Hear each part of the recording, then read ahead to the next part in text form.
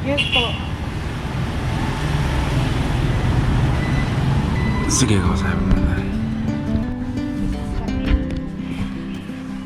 Opo. Sige po. Skip no. Gusto po kayo tomorrow.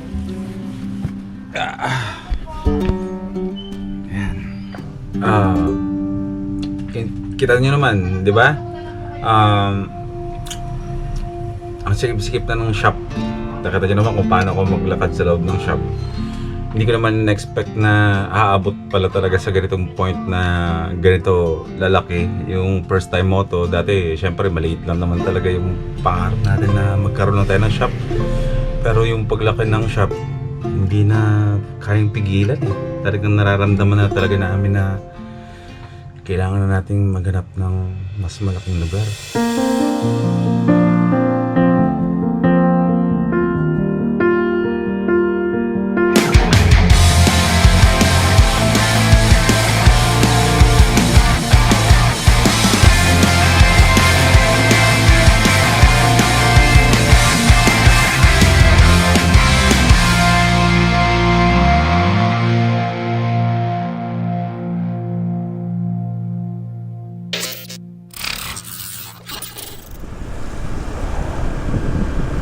Ano ba? Nakita ko na, lagpasan ko na.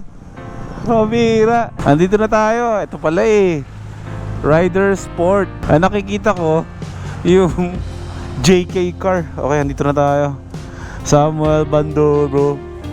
Kumusta, bro? Ito, bro, yung order mo. Ha? Paano mo yung uwi yan? May motor ka dala? Madala kang kotse? Ayos.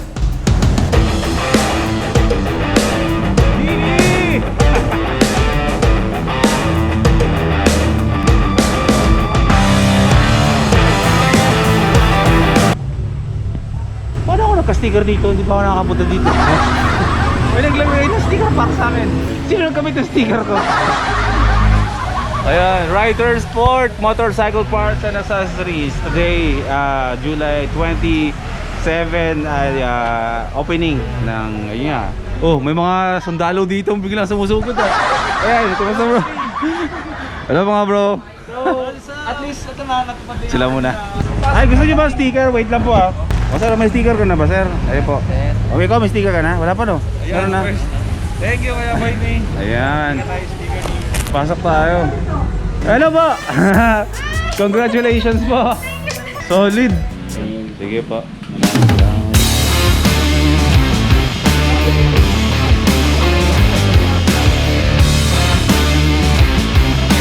Solid. Nakaano na tayo? Nakabenta. Nakabenta na tayo. Ang ganda po ng shop nyo ah. Laki. May mga Geely helmets tayo dito dahil ang HG Rider Sport ay official na dealer natin dito sa San Jose del Monte, Bulacan pagdating sa mga Geely helmets. So mag-ikot-ikot tayo dito sa shop. Bidang-bida ang Geely dito. Matte blue, matte black, system glossy black, and then system pink. Pisado ko yan.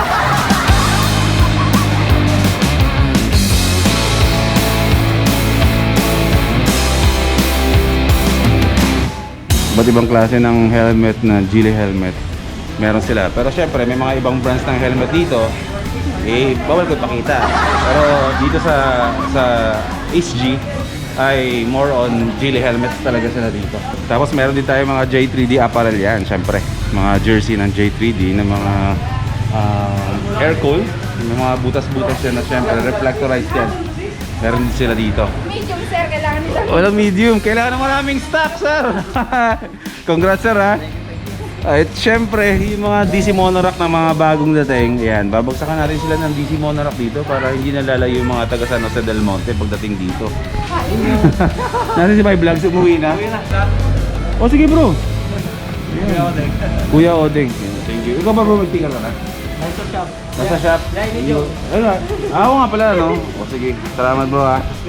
Ayan o, Kuya Odeng, subscribe tsaka kay Biyahe ni Joe. Ayan. From the start kaya boy, pinaka-subaybay kasi. Seryoso? Anong unang vlog ko? Kaya boy, ano yan eh, simula bumili ka ng camera. Oo. Tapos simula nung biyahe ka ng yung ayos mo lang tanggal ka dun sa ABS. Oo. Tapos bumiyahe ka ng Davao, Cebu. Lahat yun. Lahat yan sinusubaybayan ko. Sobrang proud ako sa iyo na kahit hindi tayo magkakilala, kahit na malayo ka, yung yung pakiramdam na kasama ako dun lagi sa ulan. Oo. May ganong feeling. Actually, ganun din ako bro eh. Pag yung isang vlogger na lagi ko pinapanood, alam mo yung feeling na parang kilala mo na yung tao, no? Parang gano'n. Pero nice meeting you, bro. Social tong shop na to. Buong covered court, kinuwang reception ng pagkain. Meron pa? Mabot pa ako. O sige, kakain pa tayo. Ayun, meron. Kain tayo. Tapos mamaya, o tara, dito tayo mga bro. Yun, available din pala dito, syempre. Kobe Helmet Disinfecting Foam. Disinfecting Foam. Tsaka yung mga CVT, panglinis ng CVT, meron din tayo dito. Ito yun. Yan. At DC Monorack, syempre. Meron tayo dito. Safe pa naman tayo sa mga oil eh. So marami din sila dito mga oils. Ayan. Mga paglinis at kung ano-ano. Siyempre, Kobe Tire Block. Meron dito. Spray paints. Ay, ito yung magandang pintura. Pampintura sa motor. Samurai. Samurai ba to? Ako. Ito yun. Meron din sila mga gloves, yung mga knee pads. Ayan, mga accessories pang Aerox. Madami. So, hindi lang pala helmet. So, meron dito. Meron mga gears. Siyempre, mga jackets. Tapos yung mga accessories pang motor. Ayan, madami dito. Ipag ni Kuya. Nice skinny Inyan, ako rin eh. Pwede ka mamupunan ng pag-ganun-ganun. Pero mabilis matayo. Oo. Yan, meron din dito mga alarm, mga mini driving lights, horns, PIAA, spark plugs, chain and sprocket set, side mirror.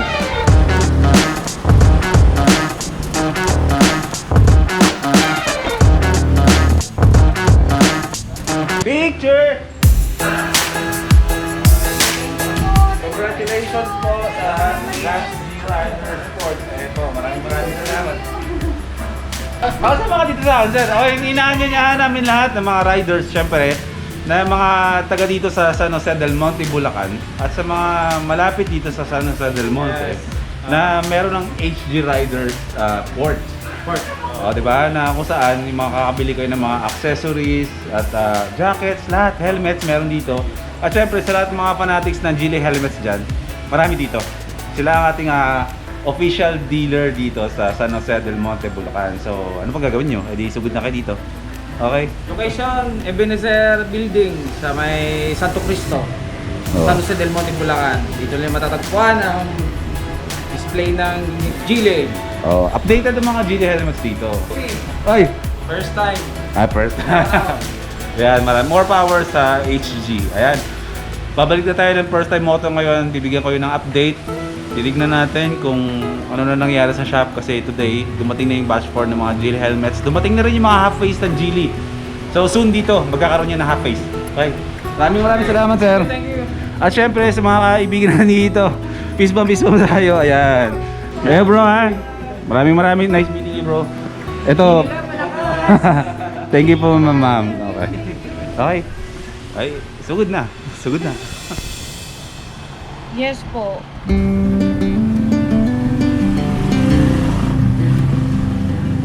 Okay po. Sige po, balikan ko po kayo bukas. Pwede natin puntahan. Apo. Apo. Yes po. Sige, ako sabi ko na. Apo. Sige po. Skip no. Gusto po kayo tomorrow. Ayan. Kinakausap yung ni Prisha. Ayan. Pasensya na kayo kung wala akong upload kagabi. Kasi medyo nagkakaroon kami ng kita nyo naman, di ba? Ang sikip-sikip na ng shop. Nakita nyo naman kung paano ako maglakad sa loob ng shop. hindi ko naman na-expect na aabot pala talaga sa ganitong point na ganito lalaki yung first time moto. Dati syempre maliit lang naman talaga yung pangarap natin na magkaroon lang tayo ng shop, pero yung paglaki ng shop hindi na kayang pigilan eh. Talagang nararamdaman na talaga namin na kailangan na nating maghanap ng mas malaking lugar. Tapos yung kanina, yung kausap ni Brisha, yun yung may-ari ng place na posible natin na malipatan. Actually, kaya hindi ako nakapag-uploading kagabi. Ngayon yun, yung time na nag-edit ako, pero hindi ko matuloy kasi kailangan kong unahin yung pagdidesisyon na aalis na nga tayo dito sa lugar na to. Pero bukas, sana okay yung pag-uusap nila. Tignan mo yung editing area ko dito. May mga kahon na rin ako ng mga Geely helmets dito. Talagang no choice na talaga, siksika na talaga. Kailangan natin ng much bigger place. At yun, magpapahinga muna ako kasi medyo pagod din. At bukas ay baka, tignan natin, pupunta natin yung place na posibleng lipatan natin. Ililipat na natin ang first time moto talaga sa mas malaking lugar along the highway na kaya mag-accommodate ng maraming tao, customers, at kayang-kayang ibakan at least 350 pieces up ng mga helmets na Geely. Ganong katindi. Anong sabi nung may-ari? Anong status natin? Walang bleeding permit yun. Okay. May tutulong naman sa atin sa bagay na yun.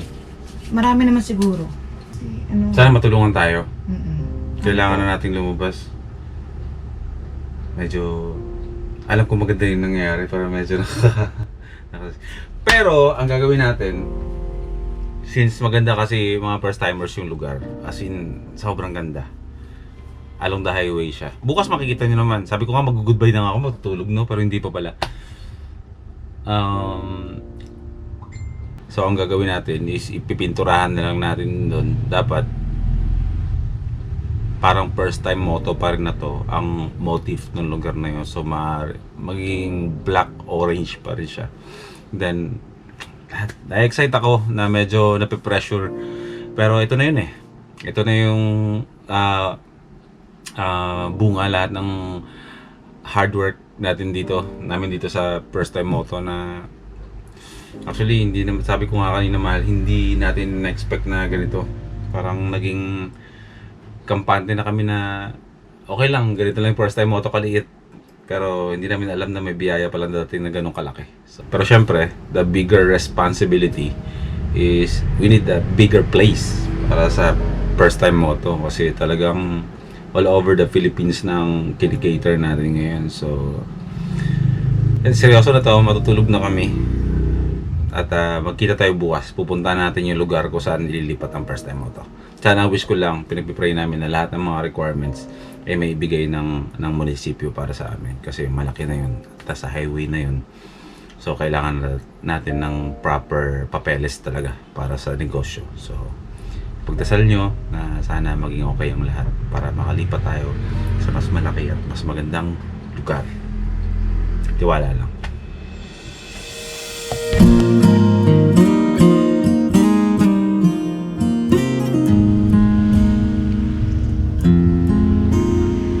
Grabe, lakas ng ulan na naman. Good morning mga first timers. Isa na namang maulan at pero pinagpalang araw na naman. Dahil today ay isa na namang busy na araw para sa atin. Marami tayong lalakarin. Ngayon natin tuloy ang kwento na lahat mga pinag-usapan natin kagabi. Nasa labas kami ngayon. Pupunta lang kami ng bangko, and then meron tayong pupuntahan ng dalawang lugar ngayon kung saan i-check natin yung bagong lilipatan ng first time moto. Samahan niyo muna kami mga first timers. Yeah. Sige nga. Pero mahala, lungos to. Lumog to pag bumabaha. Titignan natin na pwede nating lipatan ng first time moto. Silipin natin.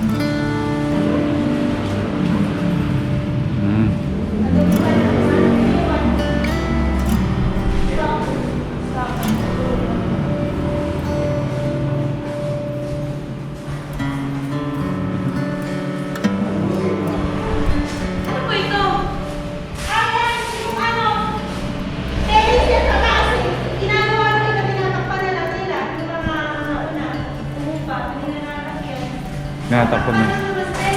Ah, okay. Saan po kami pwede ever talaga ng aircon? Oo nga, no? Split type.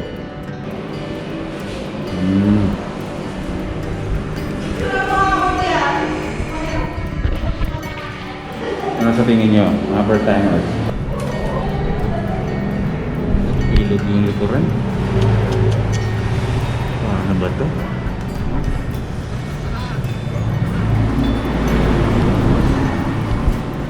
Ito may naka-ready na salamin din, no? Kung ano sa tingin nyo. So, mas maganda rin yung humingi tayo ng konting suggestion galing sa inyo. Kasi, syempre, yung shop na first time mo ito, nagkaroon ng first time mo ito lang dahil sa suporta ninyo. So, gusto ko, isasama ko kayo. Diba? May kitchen dito. Yun nga lang ang problema. Ilog yung likuran. Tapos kahoy itong taas. Mababa. Sige, tignan natin ha.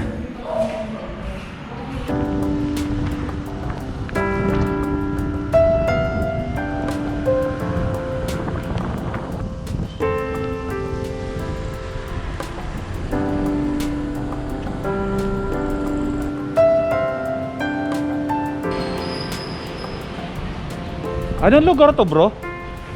Agata ba na to? Sa may Agata to? Santa Rita to? Okay. Pero ano tawag sa muna to? Ah, to Lotus Queen Building. Sige nga, bro. Bakante to, bro? Bakante to? Ayan, ito yung pinakauna na... actually pangalawa. Natitignan natin na space na kailangan nating... kumbaga, yung option na pagpipilian natin kung saan tayo lilipat. Medyo pasok sa budget natin to. Bakante din sa taas. Pero ano kasi bro, helmet shop kasi bro. Oo, ang ano namin. Ano ba to? Sige nga bro, pasilip nga ako bro. Magkano to bro? 15 yata nga lang mo dito sir. 15? Solid dito ah. Tsaka may mga design na no? Dry fit? Wala pang kausap to. Wala pang kausap. Wala pang merong nag-inquire. Pero wala pang kumukuha. Ang ganda oh. May space pa dito. So pag may mga dumadating yung ano natin, tawag dito, yung delivery natin, may van, pwede truck dito, ibababa. And yung highway dito is mas ano to, mas highway talaga to, main road talaga to. Dumadaan talaga dito yung mga from NLEX, ganun.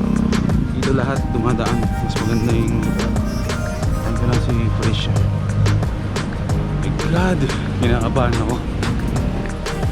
Papakita lang din namin sa ano namin. Oo, pinicturean ko bro.